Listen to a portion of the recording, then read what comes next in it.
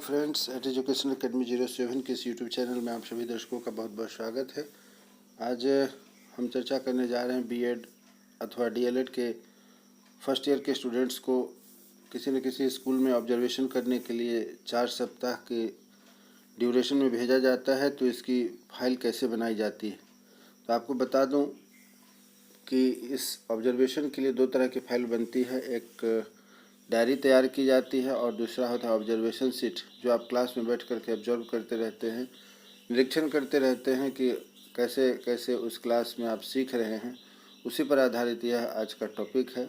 यह पहले मैं आपको एक फॉर्मेट दिखा रहा हूँ, इसके बाद इसको तैयार कैसे करना है, इसको फिलअप कैसे करना है, वो भी मैं बताऊँगा। तो सबसे पहले आपके इस कॉलेज का नाम होगा जहाँ भी आप इसको तैयार कर रहे हैं, जिसमें स्कूल का नाम, डेट, क्लास, पीरियड, सब्जेक्ट, उसके बाद पुपिल टीचर्स का नाम, अर्थात जो स्टूडेंट इसको निरीक्षण कर रहा है, ऑब्जर्व कर रहा है, पुपिल टीचर उसी को कहते हैं। छात्र अध्यापक का नाम या छात्र अध्यापिका का नाम।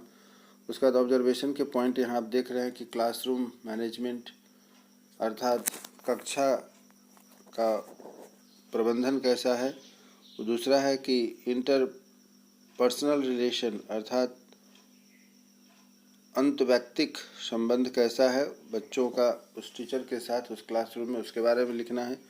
तीसरा है टीचर जिनको कि आप ऑब्जर्व कर रहे हैं, जिनको कि आप देख रहे हैं। उसके बाद है कि जनरल बिहेवियर, सामान्य व्यवहार कैसा है उस शिक्षक का उस क्लास कक्षा के प्रति छात्रों के साथ, इसलिए कहा गया है कि जनरल बिहेवियर, अर्थात सामान्य व्यवहार कैसा है उनका। उसके बाद है इंट्रोडक्शन ऑफ द लेसन, अर्थात पाठ्य परिचय जो टीचर पढ़ा रहे हैं, जिनका कि आप निरीक्षण कर रहे हैं, उनका इंट्रोडक्शन कैसा था, उस क्लास के बच्चों को उन्होंने किस तरीके से बताया जिससे कि बच्चों को क्लास काफ़ी अच्छा लगा। तो इस चीज़ को इसमें मेंशन करना है। इसी में आगे हम बात करेंगे कि किस तरीके के इस खाली कॉलम को हम लोगों को तैयार करना है। ठीक है, आगे बढ़ते हैं। छठा पॉइंट है कि टीचर बिहेवियर विथ कलीग्स, सहयोगियों का साथ शिक्षक का व्यवहार, अर्थात जो शिक्षक हैं स्टूडेंट्स के साथ उनका अलग बिहेवियर होता है और अपने कलीग्स के साथ अलग बिहेवियर होता है। अपने कलीग्स के साथ उनका कैसा बिहेवियर है, इस पर भी हम लोग चर्चा करेंगे। इस कॉलम को फिलअप करना है, भरना है। तो मैं आपको जैसा कि मैं बताया कि ये अभी आपको फॉर्मेट में बता रहा हूँ, अभी आगे हम लोग चर्चा करेंगे कि कैसे इस फॉर्मेट को फिलअप करना है जिससे कि आपकी एक अच्छी फाइल तैयार हो सके। लेकिन एक बात का ध्यान रखेंगे कि यह एक नमूना मात्र है। आप हर एक अपना जो ऑब्जर्वेशन है, निरीक्षण है, उसके लिए अलग अलग सीट बनानी पड़ेगी। एक सीट से नहीं काम चलेगा। लगभग आपको प्रतिदिन 2 से 3 सीट तैयार करना है, क्योंकि जितने क्लास का आप ऑब्जर्वेशन करेंगे उन सभी क्लासों का आपको बनाना है। तो इस तरीके से आप प्रतिदिन जो है 2 से 3 सीट का तैयार करेंगे, जितने क्लास को आप ऑब्जर्वेशन कर रहे हैं। चलिए 7वां पॉइंट में आगे बढ़ते हैं। Method, techniques and device of teaching used, अर्थात यह हुआ कि आप बच्चों को पढ़ाते समय किन किन डिवाइस का प्रयोग करते हैं, अर्थात हिंदी में इसको कहा जाता है प्रयुक्त शिक्षण विधि, प्रविधियाँ एवं युक्तियाँ। मैं अगले वीडियो में प्रविधि किसे कहते हैं, युक्तियाँ किसे कहते तथा शिक्षण विधि किसे कहते, ये तीन चीज़ें होती हैं। सुनने में, देखने में लगता है कि एक ही जैसा है, लेकिन तीनों 3 तरह की होती हैं। तो हम इसके लिए भी अलग से वीडियो आपको डाल देंगे। जैसे कि आप अगर नहीं समझ रहे हैं शिक्षण विधि क्या होती है, प्रविधि क्या होती है तथा युक्तियाँ क्या होती है, तो अगले वीडियो में आपको आसानी से इसके बारे में समझ में आ जाएगा। और इसलिए भी महत्वपूर्ण है प्रश्न कि आपकी परीक्षा में पूछी जाती है, कॉम्पिटिटिव एग्जामिनेशन, साथ ही साथ जो आपकी एनुअल एग्ज़ाम होंगी उसमें भी पूछा जाएगा कि शिक्षण प्रविधियाँ कौन सी है, शिक्षण विधियाँ कौन सी है एवं शिक्षक युक्तियाँ कौन सी हैं। तो इसलिए आप इस चीज़ का ध्यान रखेंगे कि हम बताने जा रहे हैं आपको आगे इसी वीडियो में कि शिक्षण विधियाँ, प्रविधियाँ एवं युक्तियाँ क्या होती है। 8वां पॉइंट है कि वर्ग में शिक्षक सामग्री का उपयोग, अर्थात teaching aid used in the class, teacher ने जो वहाँ पर पढ़ा रहे हैं, जिनका आप निरीक्षण कर रहे हैं, उन्होंने पढ़ाने के दौरान किस वस्तु का प्रयोग किया है टीचिंग एड के बतौर। अपने साथ कुछ लेकर के आए हैं कि क्लास में जो उपस्थित है उदाहरण एड उसी से बता रहे हैं। 9वां है टीचिंग स्किल। टीचिंग स्किल जैसा कि मैंने अभी आपको ऊपर बताया, टीचिंग स्किल क्या है, शिक्षण विधियाँ क्या हैं, शिक्षण कौशल क्या है, प्रविधियाँ युक्तियाँ, इन सबों के बारे में मैं आपको आगे की वीडियो में डालूँगा। इसलिए यदि आप हमारे वीडियो को देखना चाहते हैं इन सबों को समझने के लिए और वीडियो में चैनल पर नए हैं तो इसे सब्सक्राइब करें, जिससे कि ये सभी महत्वपूर्ण टॉपिक्स आपको आगे देखने को मिलेंगे, क्योंकि आपकी परीक्षा एवं कॉम्पिटिटिव एग्जामिनेशन सभी में पूछे जाएंगे। 10वां पॉइंट है कि कोकुलर एक्टिविटीज़, अर्थात बच्चों को समझाने के लिए आपने क्लासरूम स्टडी के साथ साथ और कौन कौन सी गतिविधियों को साथ शामिल किया है, जिससे कि बच्चों की पढ़ाई आसान हो सके, आपका समझाना आसान हो सके, उसे ही सहगामी क्रियाकलाप कहा जाता है। तो कोकुलर एक्टिविटी में आपने क्या प्रयोग किया है, तो इसको भी हम लोग आगे भी देखेंगे। 11वां है रिमार्क्स। रिमार्क्स में क्या है कि अभियुक्ति यदि कोई हो तो, अर्थात जो आपने दिन भर का क्लास देखा वहाँ पर पूरी पीरियड 35-40 मिनट का, उस पीरियड में आपको कैसा लगा, आपको क्लास को और बेहतर बनाने के लिए क्या सुझाव है। रिमार्क्स का मतलब होता है आप जो वहाँ पर पाए देखे उस पर आपका सुझाव क्या है, आप उस पर क्या अपने विचार दे सकते हैं, इसी अभिव्यक्ति को इसमें प्रयुक्त किया जाता है। तो इसलिए इस चीज़ का आप ध्यान रखेंगे। 11वां पॉइंट भी आपको फिलअप करना है। नीचे जो महत्वपूर्ण बातें यह है कि कौन से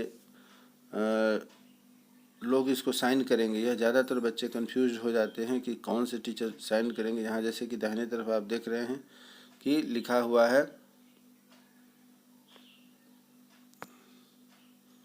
यहाँ दाहिने तरफ लिखा है कि इस पोजीशन पर कि किनको साइन करना है। तो यहाँ पर साइन उनको करना है जो पुपिल टीचर हैं, अर्थात सिग्नेचर ऑफ द ऑब्जर्वर। यहाँ पर जो आप देख रहे हैं साइन करना है जो ऑब्जर्वर हैं, अर्थात आप पुपिल टीचर हैं, ऑब्जर्वर हैं, आपका साइन यहाँ पर होगा। और यहाँ पर आप देख रहे हैं कि आपके गाइड का सिग्नेचर होगा, सुपरवाइज़र का सिग्नेचर होगा, जो आपको उस स्कूल में आए दिन सुपरवाइज करने जाते हैं उनका यहाँ पर सिग्नेचर होगा। चलिए अब हम आपको बताते हैं कि यह जो फॉर्मेट मैंने अभी आपको दिया, ये फॉर्मेट में क्या भरेंगे। हमारे बहुत सारे ऐसे प्रशिक्षु हैं जो बार बार प्रश्न पूछते हैं कि सर इसको भरना कैसे है, क्योंकि भरना तो भर करके फिलअप करके ही आपको अपने कॉलेज में जमा करना है, ना कि ब्लैंक जमा करना है। तो आप ब्लैंक भी हमारे वीडियो के माध्यम से पॉइंट्स देख करके अपना तैयार कर सकते हैं। उसके बाद इसको तैयार कैसे करना है वह आप इसको देखिए कि आगे हम लोग बताएंगे कि कैसे इस फॉर्मेट को भरना है। तो वीडियो में बने रहें। देखिए अब हम लोग यहाँ से शुरू करते हैं कि इस फॉर्मेट को फिलअप कैसे करना है। अभी जो मैंने दिखाया आपको आगे वह फॉर्मेट को फिलअप कैसे करना है उस पर हम लोग ध्यान देते हैं। यहाँ आप देख रहे हैं कि दैनिक निरीक्षण क्रम है, अर्थात वहाँ आप चाहें तो सीरियल नंबर भी डाल सकते हैं कि 1 नंबर 2 नंबर 3 नंबर कितने नंबर का यह दैनिक निरीक्षण क्रम है। उसके बाद उसके दाहिने साइड में आप देख रहे हैं यहाँ पर आपको दिया गया है बीएड डीएलएड। यहाँ देखिए बीएड में है तो बीएड में टिक करिएगा, डीएलएड में है तो डीएलएड में टिक करिएगा। जिस भी विषय के आप जिस भी कोर्स के स्टूडेंट हैं उसको यहाँ पर फिलअप करता है। यहाँ पर आप अपना जो है कि सीरियल नंबर भी डाल सकते हैं। सीरियल नंबर अर्थात यह कैमा आपका यह सीरियल नंबर है, तो आप इसको डालते चलेंगे, जितना बनते जाएगा सीरियल नंबर 1 2 3 4 इस तरीके से आपको इसमें डालते जाना है। इससे आसानी होगी आपको खुद में भी समझने में और आपको अपना रिकॉर्ड भी तैयार करने में। चलिए अब आगे देखते हैं कि विद्यालय का नाम, जैसा कि मैंने आपको दिखाया यहाँ जो 2 बातें लिखी हुई हैं। प्रा का मतलब हो गया प्राथमिक विद्यालय, जहाँ पर प्राइमरी स्कूल होगी डीएलएड के स्टूडेंट के लिए। माध्यमिक विद्यालय और उच्च माध्यमिक विद्यालय ये बीएड के स्टूडेंट्स के लिए हैं। और यहाँ पर दाहिने साइड में विद्यालय का नाम लिखना है। विद्यालय को छोड़ दिया गया है, विद्यालय जहाँ भी आपको अपना निरीक्षण करने के लिए भेजा गया है उसको आप इधर में लिखेंगे। उसका डेट, जिस भी डेट में आप अपना निरीक्षण करेंगे, उसके बाद क्लास, किस क्लास में आपने निरीक्षण किया, कितने देर की वह घंटी थी, अवधि थी, पीरियड थी, उसको भी देखेंगे। और विषय यहाँ पर एक लिया गया है वह भौतिकी। तो जैसे कि आप देख रहे हैं यहाँ पर भौतिकी विषय दिया गया है, तो भौतिकी के टीचर वहाँ पढ़ा रहे हैं। पुपिल टीचर कौन है, तो मोहन कुमार है, जो कि बैठ करके क्लास को निरीक्षण कर रहा है। और पढ़ाने वाले सर कौन है, जो कि अभी हम बात करेंगे। यहाँ देखिए 3 नंबर में दिखाया गया है शिक्षक, जो बोर्ड पर पढ़ाने वाले शिक्षक योगेंद्र सिंह है। योगेंद्र सिंह के क्लास को ऑब्जर्व कौन कर रहा है, निरीक्षण कौन कर रहे हैं, तो वो pupil teacher mister Mohan Kumar ji कर रहे हैं, जो इस फॉर्मेट को तैयार करेंगे। इस बात को ध्यान से समझिएगा इस फॉर्मेट को तैयार किनके द्वारा किया जा रहा है? तो मोहन जी के द्वारा। योगेंद्र सिंह जो पढ़ाने वाले शिक्षक हैं उनके द्वारा जो पढ़ाए जाने का तरीका है उसको लेकर के यहाँ पर हम लोग फॉर्मेट तैयार करते हैं। इसी प्रकार आगे बढ़ते हैं। ऑब्जर्वेशन में आगे बढ़िए। नंबर 1 में है कि क्लास रूम मैनेजमेंट अर्थात कक्षा का प्रबंधन कैसा था? तो कक्षा का प्रबंधन अच्छा तो है, लेकिन अच्छा किस प्रकार से है? तो आप इस चीज़ को जब बैठ करके पीछे से अनुकरण कर रहे हैं तो आप देखेंगे, उसमें लिखेंगे कि अनुशासनात्मक ढंग से अर्थात बच्चों के कैसे उन्होंने अनुशासन में रखा है, अनुकरणीय, प्रेरणादायक, व्यवस्थित, सराहनीय, ये सभी बातें वहाँ पर आपको इसमें से कोई एक भी लिखिएगा, सारी बात को आपको नहीं लिखना है। आपको अच्छा लगा, उसमें अच्छा का अर्थ है कि कौन सा पॉइंट आपको अच्छा लग रहा है, क्लास किस तरीके का है। यहाँ तो इतने सारे ऑप्शन बता दिए गए हैं, इसमें से किसी एक को डालना है। तो अनुशासनात्मक है, अनुकरणीय है, प्रेरणादायक है, व्यवस्थित है, सराहनीय है इत्यादि। तो आपको अच्छा लगा, लेकिन उसमें से किस तरीके का क्लास रहा आपके ऑब्जर्वेशन के दौरान, उसी में से किसी एक को लिखना है, सारा नहीं लिखना है। सेकेंड है कि इंटरपर्सनल रिलेशन, जैसा कि मैंने अभी आपको बताया कि व्यक्तिगत संबंध उस टीचर का अपने बच्चों के प्रति अर्थात क्लास में पढ़ाए जाने वाले छात्र छात्राओं के प्रति उनका कैसा व्यवहार था, इस चीज़ को यहाँ पर लिखना है। तो सहयोगात्मक है, संवेगात्मक है, आकर्षक है और अन्य कुछ भी आपको लग रहा है तो इस चीज़ को आप वहाँ पर लिखेंगे। किसी एक को लिखिएगा, तीनों लिखने की ज़रूरत नहीं है, क्योंकि हर क्लास के शिक्षकों का अपना अलग अलग व्यवहार होता है, तो व्यक्तिगत व्यवहार उनका लिखना है। चौथा पॉइंट है कि टीचर कौन है? योगेंद्र सिंह है, जो कि क्लास में पढ़ा रहे हैं, जिनका आप ऑब्जर्वेशन या निरीक्षण कर रहे हैं, तो इसीलिए आपको यहाँ पर इस चीज़ को लिखना है। चौथा है कि जनरल बिहेवियर अर्थात सामान्य व्यवहार उनका कैसा था? तो निश्चित रूप से हम लिखेंगे कि अच्छा था, या गुस्से वाले थे, या फिर बच्चों को पिटाई करने वाले थे, या बच्चों को सहयोग करने वाले थे। तो जैसा उनका व्यवहार था, अच्छा था तो अच्छा लिखिएगा, खराब था तो खराब तो नहीं हो सकता है, लेकिन उनका बिहेवियर कैसा रहा बच्चों के साथ, सामान्य बिहेवियर, उसको लिखिएगा। तो जैसे कि यहाँ पर लिखा है, बच्चों के प्रति सहयोगात्मक रहा और संवेगात्मक भी रहा, जागरूकता वाला पूर्ण रहा, अर्थात बच्चों के प्रश्नों को जवाब दे रहे थे। तो इस तरीके से बच्चों का व्यवहार कैसा था, सो यहाँ पर लिखना है। अब है कि इंट्रोडक्शन ऑफ द लेसन अर्थात पाठ्य परिचय कैसा रहा उनका। तो यहाँ पर पाठ्यचर्या में आप पाठ्य परिचय में देखिए, यहाँ पर भौतिकी विषय का यहाँ पर हम लोग देख रहे हैं। भौतिकी विषय में इनका कौन सा टॉपिक कौन सा था? तो यहाँ प्रकाश पढ़ा रहे थे, लाइट चैप्टर पढ़ा रहे थे, प्रकाश, जो कि यहाँ पर पाठ्य परिचय है, तो प्रकाश लाइट पढ़ा रहे थे। उसके बाद है कि पूर्व ज्ञान पर आधारित प्रश्न पूछा जा रहा था, जिसका वो जवाब दे रहे थे। और कैसा उनका रहा परिचय देना?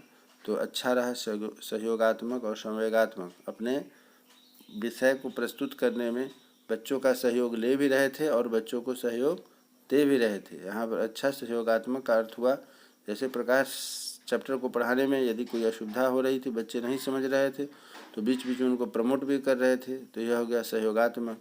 सहयोग ले भी रहे थे अर्थात बच्चे जो जवाब दे रहे थे, प्रश्न पूछ रहे थे, तो इन सभी चीज़ों को इसमें आप मेंशन कर सकते हैं। या और भी कुछ आपके पास टेक्निक अच्छी है, आपको और कुछ विशेष जानकारी है कि पाठ्य परिचय आपने वहाँ पर देखा है और बेहतरीन, तो आप उसको भी वहाँ पर लिख सकते हैं। हाँ, तो इस तरीके से आपने देखा कि 5 पॉइंट इसके पूरे हो गए। छठा पॉइंट है कि teacher behaviour with the colleagues अर्थात स्कूल में अन्य शिक्षकों के साथ उनका कैसा बिहेवियर था, इसलिए कहा गया टीचर बिहेवियर विथ कलीग्स के साथ उनका कैसा बिहेवियर था, इस पर आपको लिखना है। तो सहयोगियों के साथ शिक्षक का व्यवहार अच्छा था, सहयोगात्मक था, प्रेमपूर्ण था, झगड़ालू थे, सहयोगात्मक था, कैसा था, उसमें से किसी एक के बारे में आपको लिखना है। अब आइए जो सबसे महत्वपूर्ण बात है यहाँ पर, 7वां पॉइंट है method, techniques end devices for the teaching used अर्थात प्रयुक्त शिक्षण विधि, प्रविधियाँ एवं युक्तियाँ ये कौन कौन सी थी, इसके बारे में हम लोगों को यहाँ से हम लोगों को देखना है। तो देखना है, तो अब देखिए क्या कहा गया है। पहला जो 1 नंबर में मैंने लिखा हुआ है मेथड आप कौन कौन से मेथड का प्रयोग करेंगे, आपके शिक्षक आपको बता करके भेजे होंगे कि किस किस मेथड से आप पढ़ाते हैं।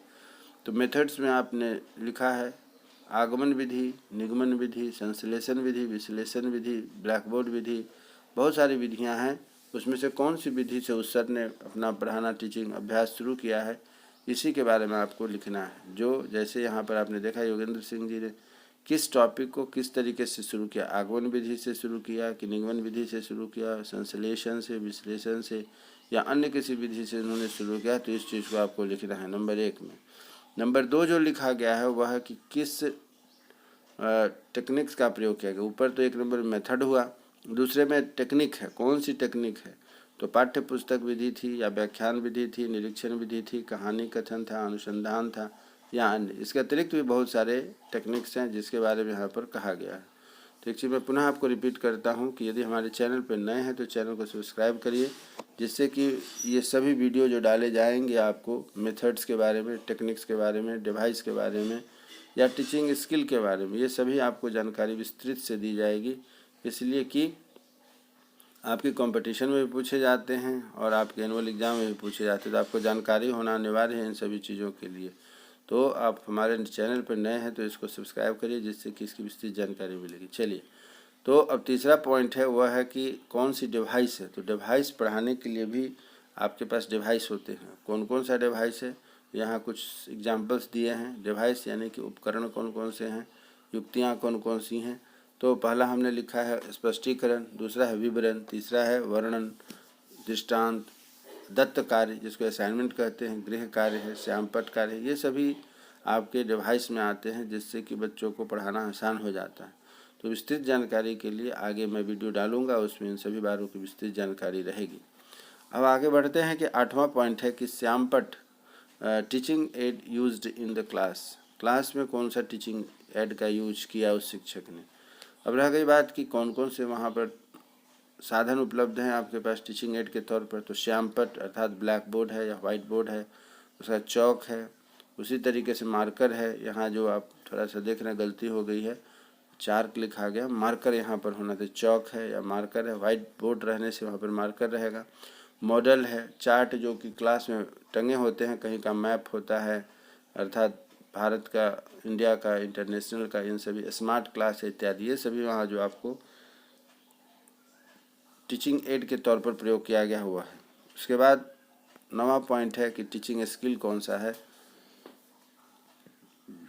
तो टीचिंग स्किल में आप देखिए कि प्रस्तावना है, प्रश्न पूछना, समझना, पुनर्बलन, श्यामपट्ट पर अवधारणा को लिखना और छात्रों को निर्देश देना, ये सभी जो है कि आप देख रहे हैं कि हैं, जिसके वजह से आप उनको समझाने में सफल हो जाते हैं टीचिंग स्किल के द्वारा। 10वां पॉइंट है कोकुलर एक्टिविटीज़। तो कोकुलर एक्टिविटीज़ में कौन कौन से हैं इसको आप देखिए। तो सहगामी क्रियाकलाप हैं, जिसमें कि प्रार्थना सभा भी आपके कोकुलर एक्टिविटीज़ में आता है, पेंटिंग, गायन, संगीत, खेलकूद, अन्य प्रतियोगिताएं, परीक्षाएं, उसके बाद है चित्रकला प्रतियोगिता इत्यादि। ये सभी आपके सहयोगी क्रियाकलाप हैं, जिससे कि बच्चों को पढ़ाना आसान होता है, बच्चों को समझना और समझाना दोनों ही आसान होता है, इसीलिए कोकुलर एक्टिविटीज़ कराए जाते हैं। आगे आने वाली वीडियो में इन सभी पॉइंट्स की डिटेल्स में नोट्स दूंगा, आप इसको आसानी से समझ सकेंगे। चलिए आगे है, लास्ट है रिमार्क्स इफ़ एनी, अर्थात कक्षा संपन्न होने के बाद आपके मन में जो पूरे 30-40 मिनट की क्लास में आपने जो अनुभव किया, उस पर आप अपना क्या सुझाव देना चाहेंगे, इसी को रिमार्क्स कहा जाता है। तो कक्ष में अनुशासन एवं शिक्षण अधिगम प्रक्रिया में और अधिक सहभागिता की आवश्यकता है, इसी चीज़ को आपको उसमें लिखना है। कि अभियुक्ति में क्या लिखेंगे रिमार्क्स में, तो आपने 35-40 मिनट का जो क्लास लिया, देखा, निरीक्षण किया, उसमें क्या आप पाती हैं या पाते हैं कि कक्ष में अनुशासन एवं शिक्षण अधिगम प्रक्रिया में और अधिक सहभागिता की आवश्यकता है। तो इस प्रकार आपका यह पूरा का पूरा फाइल तैयार हो जाता है। प्रत्येक ऑब्जर्वेशन के लिए आपको एक सीट अलग से तैयार करनी होगी और इस प्रकार 28 दिनों में लगभग आपके 40-50 सीट तैयार हो जाने चाहिए। इसलिए कि एक दिन में कम से कम आपके 2 ऑब्जर्वेशन तो होने ही चाहिए, उससे अधिक आप करते हैं तो और अच्छी बात है। तो आप इस तरीके से 2 पेज का है और आगे संख्या अगर आप ज़्यादा पढ़ाएंगे, ऑब्जर्व करेंगे तो आपको ज़्यादा जो है कि आप इसका सीट तैयार कर सकते हैं। अब यहाँ पर आती है बारी, यहाँ सिग्नेचर किसका होगा, तो आप देख रहे हैं ऑब्जर्वर जो है कि मोहन कुमार है, जो योगेंद्र सिंह का क्लास बैठ के ऑब्जर्व किए हैं, तो यहाँ पर ऑब्जर्वर का साइन उनका होगा। और इधर लेफ्ट साइड में सुपरवाइज़र, जो आपके कॉलेज के द्वारा निर्धारित किए गए हुए जो शिक्षक होंगे उनका सिग्नेचर सुपरवाइज़र में होगा। उम्मीद करता हूँ यह वीडियो आपको अच्छा लगा होगा। कोई परेशानी हो तो कमेंट्स बॉक्स में जा कर के आप अपनी प्रश्न को रखें, उस पर आपको निश्चित रूप से उसका उपयुक्त जवाब दिया जाएगा।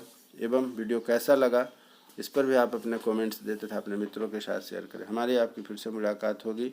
इसी तरीके के और भी फाइल आपको बनाने में सिखाऊंगा। मुख्य जो आपके परीक्षा संबंधित प्रश्न हैं उस पर नोट्स डाले जाएंगे, वीडियो डाले जाएंगे। उम्मीद करता हूं कि आप हमारा सहयोग करेंगे। हमारी आपकी फिर से मुलाकात होगी। तब तक नमस्कार।